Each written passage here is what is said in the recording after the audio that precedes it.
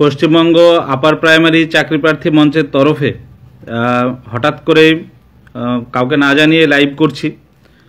আপনারা সকলেই অবগত আছেন যে আগামী 4 জানুয়ারি কলেজ স্কোয়ার, যেটা ক্যালকাটা ইউনিভার্সিটির সামনেই, সেখান থেকে আমাদের মহামিছিল শুরু হবে এবং তারপরে যাবে ধর্মতলা পর্যন্ত। এটা সম্পূর্ণ পুলিশি সহযোগিতায়, প্রশাসনের সম্পূর্ণ সহযোগিতায় এই মিছিল হতে চলেছে। পারমিশন আমাদের আছে।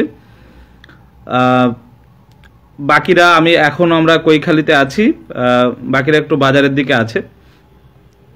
আমি লাইভে আসলাম বেশ কিছু কথা বলবো বলে। এমনি শরীরটা একটু খারাপও আছে, গলা ব্যথা, ঠান্ডা লেগে গেছে। আজকে ভীষণ ঠান্ডা পড়ছে কলকাতায়। তো যাই হোক, কয়েকটি কথা আপনাদের বলবো বলে আমি এখন লাইভে আসলাম।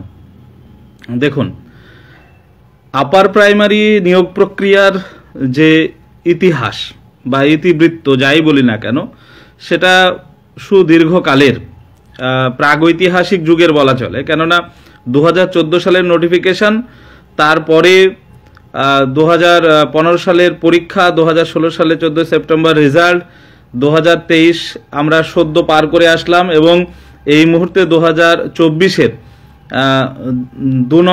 দ্বিতীয় অর্থাৎ 2 জানুয়ারিতে আমরা অবস্থান করছি।